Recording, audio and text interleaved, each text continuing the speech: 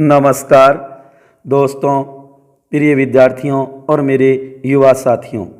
इस YouTube channel होशियार sir की इस क्लास में आपका हार्दिक स्वागत है। जैसे कि दोस्तों हम बात कर रहे थे मुग़ल साम्राज्य की, मुग़ल कालीन भारत की, जो कि हमने मुग़ल काल में जो हुए प्रमुख शासक या बादशाह सम्राट उनके बारे में हमने विस्तार से देखा। 6 प्रमुख बादशाह हमने देखे, बाबर, हुमायूं, अकबर, जहांगीर, शाहजहां, औरंगजेब। उसके बाद में उत्तरवर्ती जो मुग़ल शासक हुए उनके बारे में भी हमने देखा और अंतिम मुग़ल बादशाह बहादुर शाह जफर द्वितीय, बहादुर शाह द्वितीय, उसके बारे में भी हमने देखा।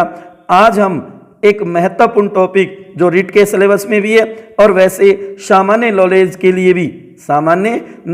लिए भी हमें पता होना चाहिए, मुग़ल प्रशासन। आज का हमारा टॉपिक क्या होगा? मुग़ल प्रशासन, जो रीट के अंदर अलग से भी दे रखा है कि मुग़ल काल में प्रशासन कैसा था, शासन व्यवस्था कैसी थी। तो मुग़ल प्रशासन या ये कहो मुग़ल कालीन प्रशासन, उसके बारे में आज हम विस्तार से देखेंगे। बहुत ही महत्वपूर्ण टॉपिक है, मोस्ट टॉपिक है। इसमें से कई बार पेपर सेटर क्वेश्चन भी बना देता है कंपटीशनों के अंदर, तो इसको ध्यान से सुनना और देखना, जो कि अति महत्वपूर्ण बातें आएंगी, उन्हें नोट भी करना, क्या पता वो एग्जाम में आ जाए। तो मेरे साथ बने रहिए अंत तक, वीडियो को अंत तक जरूर देखना, ये आपसे निवेदन है। क्योंकि उसी समय ये मानो जब आप वीडियो को अंत तक देखोगे तो ही आपके टॉपिक कंप्लीट होगा, सही प्रकार से समझ में आएगा। कुछ बातें मैं मौखिक बोल देता हूँ और कुछ बातें आपके सामने लिखी हुई होती है, तो आप अपने रजिस्टर में नोट करते हो तो सही तरीके से सुंदर और बढ़िया लिखते हुए, और जो मैं मौखिक बोलता हूँ उसको भी नोट किया करो, क्या पता वो भी क्वेश्चन में आ जाए। चलो तो दोस्तों करते हैं बात मुग़ल प्रशासन की, मुग़ल कालीन प्रशासन की। मुग़ल काल में प्रशासन कैसे होता था, उनकी शासन व्यवस्था किस प्रकार की थी, कैसा सिस्टम था, किस प्रकार से गांव, परगने, जिले, सरकार, प्रांत, सूबे और राज्य, उनका जो हम कह सकते हैं साम्राज्य कैसा था, ये देखेंगे हम। जो प्रमुख 6 शासक है उनके बारे में ही कहने के अलावा बाबर और हुमायूं का तो नहीं कह सकते, लेकिन अकबर से ये मानो कि मुग़ल प्रशासन सही प्रकार से सुचारू रूप से शुरू हो जाता है। तो उसी के ऊपर चर्चा करेंगे, जो कि अकबर है, जहांगीर है, शाहजहां है, औरंगजेब है। इन्होंने शासन कैसे किया, उनका प्रशासन कैसा था, उनका सिस्टम किस प्रकार से था शासन चलाने का, उसके ऊपर आज विस्तार से चर्चा करेंगे। मुग़ल प्रशासन, सबसे पहले हम देखते हैं राजत्व का सिद्धांत, कि उनके राजत्व का सिद्धांत क्या, किस सिद्धांत पर वो कार्य करते थे, कैसा सिद्धांत था उनके राज करने का। तो याद रखना प्यारे विद्यार्थियों, मुग़ल शासन प्रणाली भारतीय तथा विदेशी प्रणालियों का मिला जुला रूप थी। याद रखना मुग़ल शासन प्रणाली है वह भारतीय, हमारे भारत की, तथा विदेशी प्रणालियों का मिला जुला रूप थी, ऐसा माना जाता है। केवल भारतीय नहीं थी बल्कि विदेशी जो प्रणालियाँ थी उनका भी रूप, क्योंकि हमने देखा कि उनके ऊपर विदेशियों का भी प्रभाव पड़ा था, जबकि बाबर खुद आपने देखा फरगना का शासक था, जो भारत के ऊपर आकर के राज करता है, शासन करता है। उसके बाद में प्यारे विद्यार्थियों ध्यान रखना कि मुगलों के राजत्व सिद्धांत का मूलाधार शरीयत था। वेरी मोस्ट इंपॉर्टेंट बात है, गौर करना कि मुगलों के राजत्व सिद्धांत का मूलाधार क्या था। तो याद रखना शरीयत था। शरीयत का अर्थ था कुरान एवं हदीस का सम्मिलित रूप ही शरीयत था, मतलब इन दोनों का रूप है वो शरीयत माना जाता है। किसका? कुरान एवं हदीस का सम्मिलित नाम ही शरीयत था। तो याद रखना शरीयत था उनका मूल आधार। बाबर ने बादशाह या बादशाह, जो हमने देखा था बाबर का जो टॉपिक देखा था उस समय की बादशाह की उपाधि धारण की थी मिर्जा की छोड़ करके 1507 में, ये हमने देखा था। तो याद रखना प्यारे विद्यार्थियों, बाबर ने बादशाह की उपाधि धारण करके मुगल बादशाहों को खलीफा के नाम मात्र के आधिपत्य से मुक्त कर दिया था। कहने लगा खलीफा का जो नाम मात्र का आधिपत्य होता था बादशाहों के, सुल्तानों के ऊपर, जैसे कि पहले हमने देखा था दिल्ली सल्तनत काल में जो कि सुल्तान हुए थे उनके ऊपर खलीफा का आधिपत्य रहा करता था, लेकिन बाबर ने उसे मुक्त कर दिया। किसके द्वारा? बादशाह या पादशाह की उपाधि धारण करके। बहुत ही बढ़िया और महत्वपूर्ण बात है। हुमायूं, बाबर के बाद उसका बेटा हुमायूं शासक बना था। तो कहा जाता है कि हुमायूं बादशाह को पृथ्वी पर खुदा का प्रतिनिधि मानता था। हुमायूं क्या कहता था कि बादशाह है वो पृथ्वी पर खुदा का, मालिक का, ईश्वर का प्रतिनिधि है, प्रतिनिधि मानता था। कौन? हुमायूं।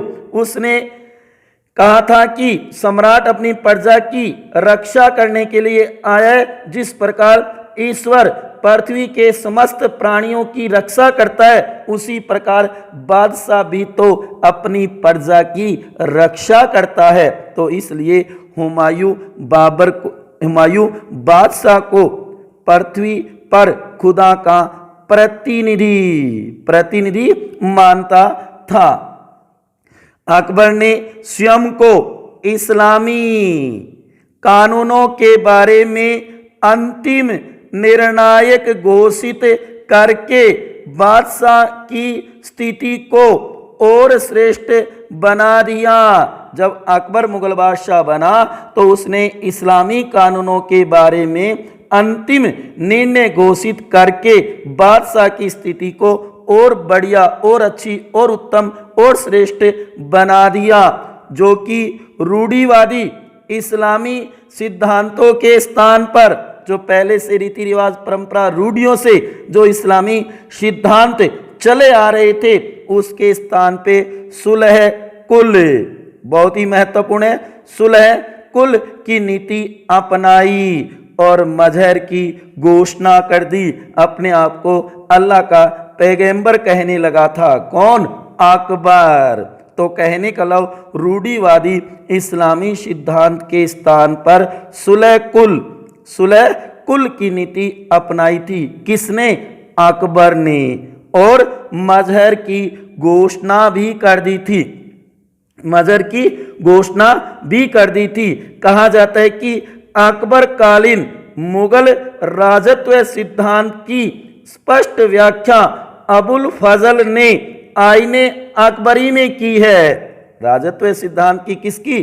अकबर के समय की।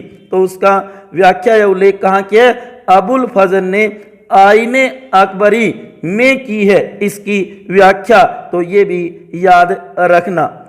अबुल फजल ने अकबर कालीन राजत्व का विवेचन करते हुए लिखा है कि राजत्व ईश्वर का अनुग्रह है। यह उसी व्यक्ति को प्राप्त होता है जिस व्यक्ति में हजारों गुण एक साथ विद्यमान हो। तो कहने का मतलब मजहर की घोषणा करते हुए अकबर अपने आप को अल्लाह का पैगंबर कहने लगा था। नए सिद्धांत घोषित कर दिए थे, रूढ़िवादी इस्लामी सिद्धांतों को ये मानो छोड़ दिया और उसके स्थान पे सुलह कुल की नीति अपना ली थी। जबकि औरंगजेब ने राजतंत्र को इस्लाम का अनुचर बना दिया था। वो आगे चल करके कहा जाता है कि इस्लाम को ही सब कुछ माना राजतंत्र शासन में। इसी प्रकार जहांगीर, शाहजहां और औरंगजेब ने भी राजत्व को एक देवीय देन माना, देवता का रूप माना, खुदा का रूप माना था राजत्व को, अपने शासन करने के, राज करने के रूप को, राजा को, सम्राट को, बादशाह को। तो ये तो बात की हमने राजत्व का सिद्धांत। बाबर क्या कहता है, हुमायूं क्या कहता है, अकबर क्या मानता है, जहांगीर, शाहजहां और औरंगजेब क्या कहते हैं। जिनके अनुसार राजत्व एक देवीय देन माना कि ये तो देवता का रूप है। अब बात करते हैं मुगल प्रशासन का स्वरूप कैसा था। स्वरूप कैसा था मुगल प्रशासन का? तो सबसे पहले हम बात करते हैं केंद्रीय प्रशासन, उसके बाद में देखेंगे प्रांतीय प्रशासन और उसके बाद में जिला प्रशासन, ग्रामीण प्रशासन। तो सबसे पहले बात हो रही है केंद्रीय प्रशासन की। केंद्रीय धुरी जैसे वर्तमान में हम देख रहे हैं ना, केंद्र सरकार जो दिल्ली में है, उसके बाद में प्रांत राज्य सरकारें, उसके बाद में हम कह सकते हैं स्थानीय सरकारें, पंचायती राज, जो कि आपने देखा ग्रामीण और शहरी स्वशासन हम राजनीति विज्ञान में देखते हैं। तो याद रखना मुगल कालीन केंद्रीय शासन व्यवस्था सैन्य शक्ति पर आधारित एक केंद्रीकृत व्यवस्था थी। केंद्रीकृत कहने का मतलब एकात्मक हम कह सकते हैं, पूरा केंद्र पे डिपेंड था प्रशासन और सैन्य शक्ति पर आधारित, क्यों उनके पास फौज हुआ करती थी, सैनिक शक्तियां हुआ करती थी, उसके दम पर ही वे पूरे शासन को केंद्रीकृत करते थे। कहने लगे एक केंद्र से ही पूरे शासन का संचालन करते थे, जो वर्तमान में हम देख सकते हैं जो एकात्मक शासन जिन देशों में है वो ये मानो केंद्रीकृत व्यवस्था ही है। इसका सम्राट सर्वोच्च था। याद रखना केंद्रीय व्यवस्था, केंद्रीकृत जो व्यवस्था थी, इसके अंदर सम्राट का जो पद था वह सर्वोच्च था। सम्राट है वो सर्वोच्च पद पर माना गया, संपूर्ण शक्ति का केंद्र धुरी, संपूर्ण प्रशासन शक्ति की केंद्र धुरी कौन होता था? सम्राट बादशाह ही होता था। कौन होता था? सम्राट बादशाह ही होता था, जो कि केंद्रीय स्थिति रखता था। पूरा प्रशासनीय मानो उसी के इर्द गिर्द घूमता रहता था, उसी के इर्द गिर्द घूमता रहता था।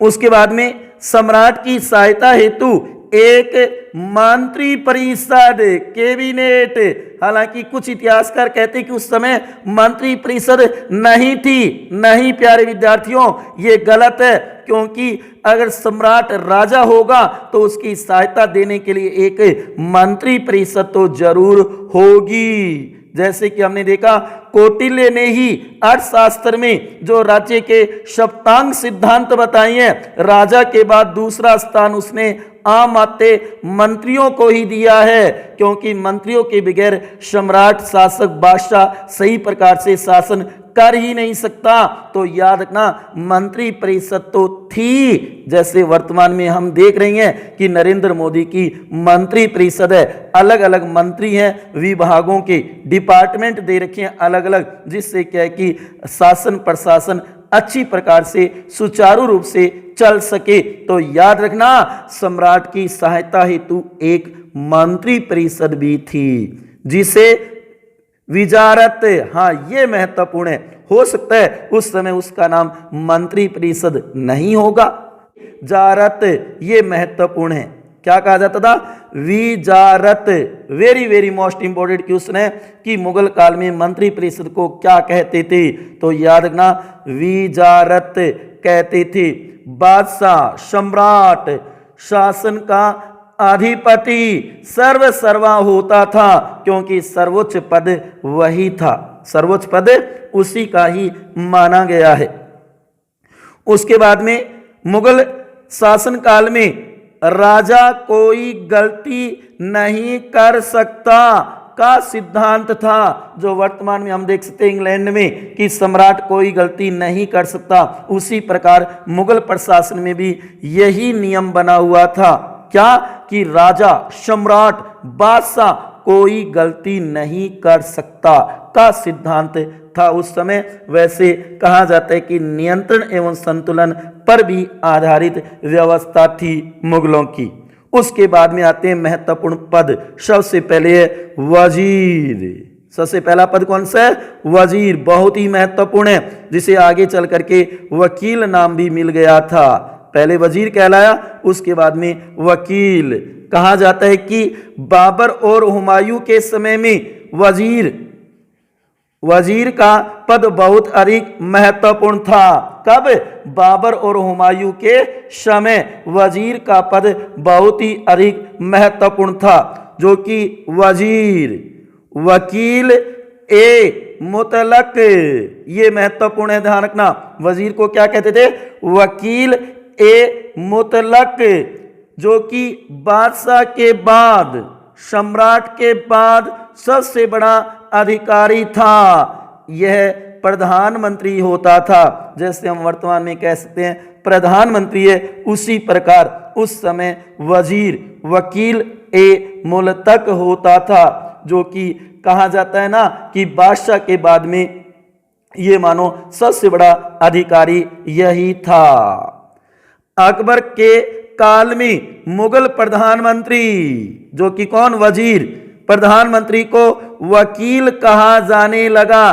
पहले नाम था वजीर और अकबर के समय में उसका नाम हो गया वकील।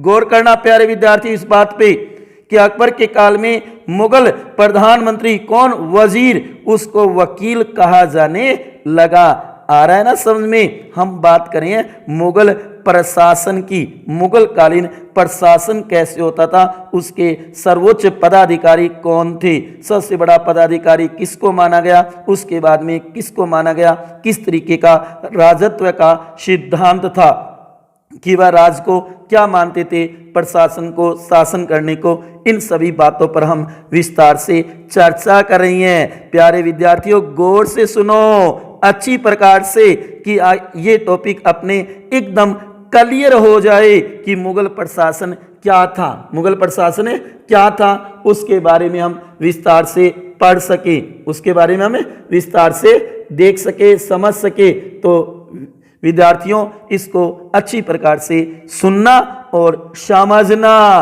क्योंकि इतिहास को रटा नहीं जाता, समझना है, हमें क्लियर करना है ये टॉपिक। उसके बाद में कहा जाता है कि अकबर के काल में केवल 4 ही मंत्री पद थे, 4 ही मंत्री पद थे। पहला वकील, जो हमने देखा वजीर, उसके बाद में दूसरा दीवान, जिसे वजीर भी कहा गया आगे चल करके, मीर बख्शी और सरद, ये 4 महत्वपूर्ण पद थे, वकील, दीवान, मीर बख्शी और सरद। जो कि दीवान सबसे महत्वपूर्ण, ये वित्त एवं राजस्व का सर्वोच्च अधिकारी होता था। इसे वजीर भी कहा जाता था, इसे वजीर कहा जाता था। जो पहले वजीर था उसका नाम वकील हो गया और यहाँ दीवान का नाम है वो वजीर हो गया। मुगल बादशाहों के दीवान, उस समय प्रमुख दीवान कौन कौन हुए थे? तो ध्यान रखना, राजा टोडरमल, मुजफ्फर खां और मंसूर, ये 3 तो अकबर के थे। ध्यान रखना दीवान, अकबर के समय में ये 3 दीवान नहीं है, याद रखना, राजा टोडरमल, मुजफ्फर खां और मंसूर, ये अकबर के थे, ये अकबर के दीवान थे। जबकि एतमादु दौला जो कि जहांगीर का दीवान था, जहांगीर का दीवान ये था। जबकि सादुल्ला खां शाहजहां का दीवान था। जबकि असद खां ये औरंगजेब का दीवान था, जो कि कहा जाता है सर्वाधिक 31 वर्ष रहा था। कौन? असद खां। तो क्वेश्चन बन सकता है प्यारे विद्यार्थियों, सबसे ज्यादा समय, सर्वाधिक समय तक रहने वाला दीवान कौन था? तो औरंगजेब के समय था असद खां। इसी प्रकार अन्य जो पद थे, जैसे कि मीर बख्शी, यह सैन्य विभाग का अध्यक्ष होता था। वेरी वेरी मोस्ट है, क्वेश्चन पूछा जाएगा, मीर बख्शी कहते थे। मुगल काल में मीर बख्शी का पद क्या होता था? तो याद रखना, यह सैन्य विभाग का अध्यक्ष होता था। उसके बाद में सरद उस सुदूर, यह धार्मिक विषयों में सम्राट को सलाह देने वाला होता था। कहने ये धार्मिक अध्यक्ष, धार्मिक कार्यों का प्रधान होता था। उसी प्रकार खान ए सामा ये घरेलू विभाग का प्रधान होता था, उनका रसोइया होता था जो बहुत ही विश्वास पात्र होता था। क्यों? क्योंकि अगर ये खाने में जहर दे दे, कुछ भी मिला के दे दे तो सम्राट को कुछ भी हो सकता है, मर सकता है। इसलिए इसको तो ये मानो एकदम ही विश्वास पात्र व्यक्ति को ही ये पद दिया जाता था, खान ए सामा, खान ए शामा। उसी प्रकार मीर आतिश ये शाही तोप खाने का प्रधान होता था, शाही तोप खाने का प्रधान होता था मीर आतिश। उसी प्रकार काजी उल कुजात, काजी उल कुजात न्याय विभाग का अध्यक्ष होता था।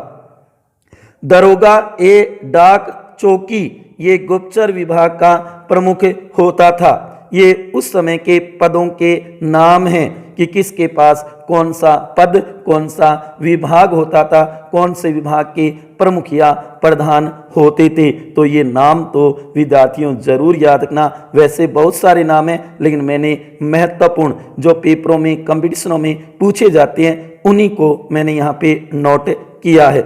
उसके बाद में वाकिया नवीस ये समाचार लेखन होता था, समाचार लेखक होता था। प्रधान सदर मीरे समा नाम के दीवान वित्त विभाग का प्रमुख होता था, वित्त विभाग का प्रमुख होता था। कहने का लव उन्होंने अपने साम्राज्य के अंदर, अपने मंत्री परिषद में कई पद बना रखे थे, कई पद बना रखे थे। जैसे कि हमने देखा कि अकबर के काल में केवल 4 ही मंत्री पद थे, वकील, दीवान, मीर बख्शी और सरद, ये 4 ही थे। उसके बाद में धीरे धीरे अधिकारियों की संख्या बढ़ा दी गई और उसके अंदर प्रमुख अधिकारी बनाए गए।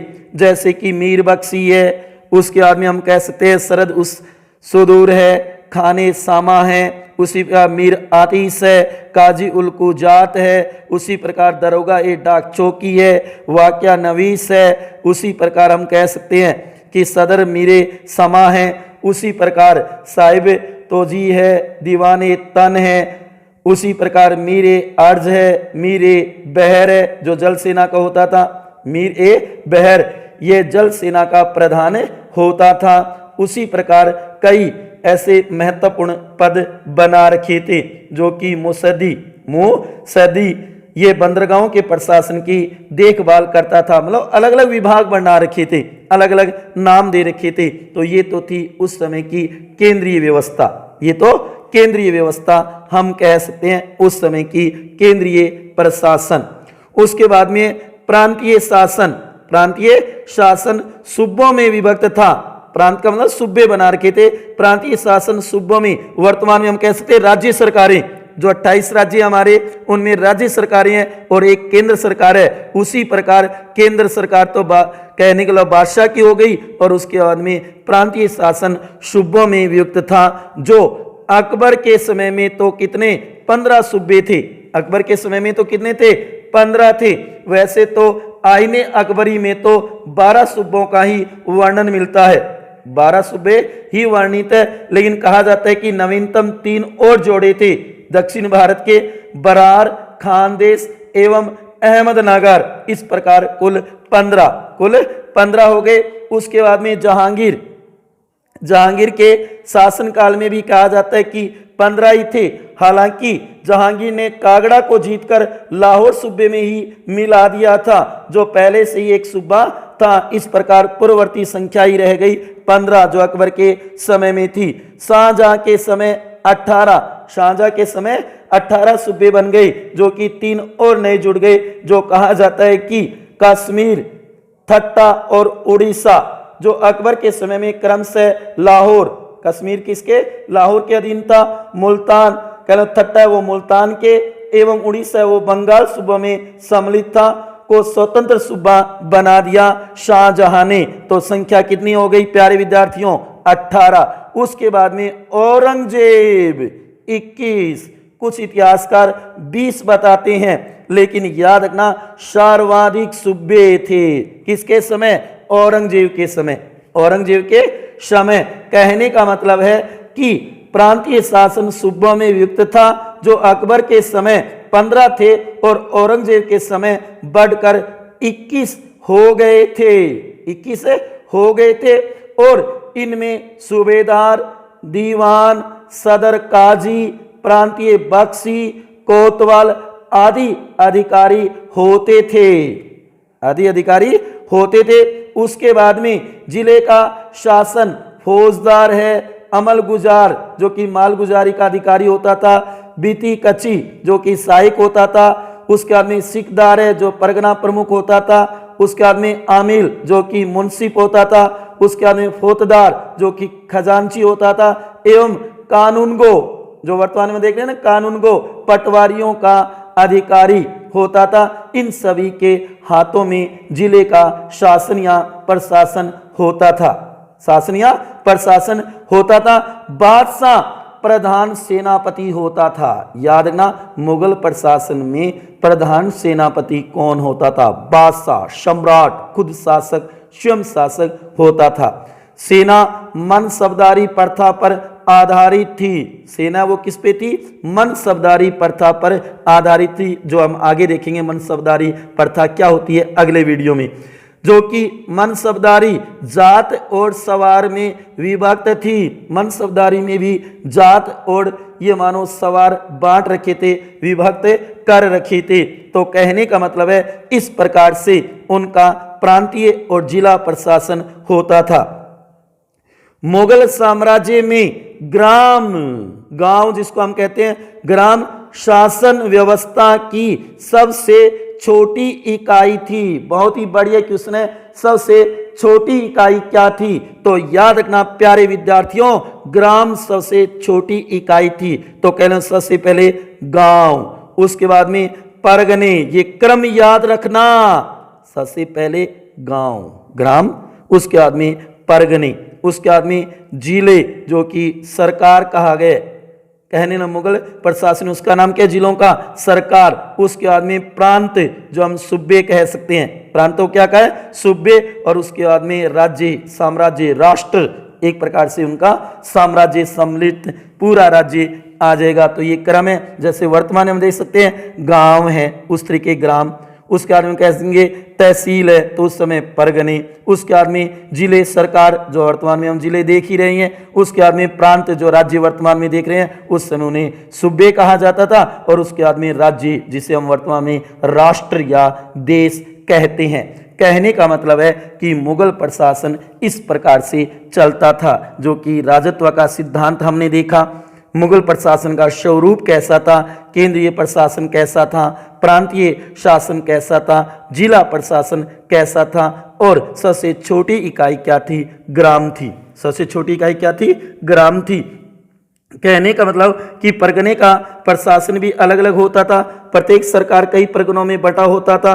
परगने के प्रमुख अधिकारी जैसे सिकदार, आमिल है, फौजदार है, कानूनगो है और कारकुन होते थे। ये प्रमुख उस समय के अधिकारी होते थे। तो कहने का मतलब है कि अकबर के समय में एक नया पद भी बनाया गया था। याद रखना प्यारे विद्यार्थियों, मीर ए सामा, मीर ए शामा पद अकबर के समय में ही स्थापित हुआ था, किंतु ये मंत्री पद नहीं था, किंतु बाद में मंत्री पद बन गया और इतना महत्वपूर्ण हो गया कि इसे वजीर पद प्राप्त करने की अंतिम सीमा माना जाने लगा। कि जो मीर ए सामा पद पे चला जाएगा तो ये मानो वो वजीर पद पे चला जाएगा। तो ये कुछ महत्वपूर्ण शब्दावली है, ये प्यारे विद्यार्थियों जरूर ध्यान में रखना है कि सैन्य विभाग का अध्यक्ष होता उसे क्या? मीर बख्शी कहते थे। उसी प्रकार धार्मिक विषयों का जो सम्राट को सलाह देने वाला होता उसको क्या कहते थे?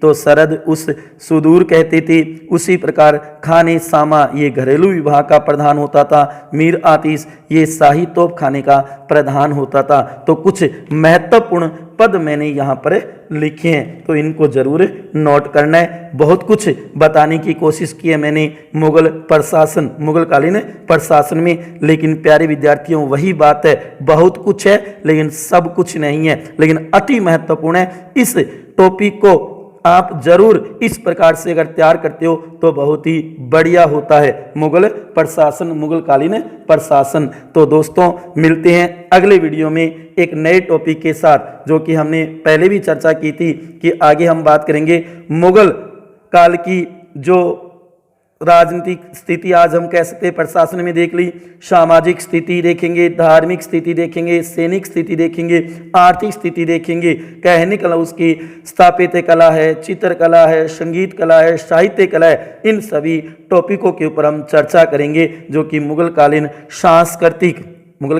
सांस्कृतिक सामाजिक धार्मिक जीवन दशा कह दो, उस समय की स्थितियां कह दो। तो प्यारे दोस्तों, कैसा लगा वीडियो कमेंट में जरूर बताना कि मुगल प्रशासन आपके कितना समझ में आया।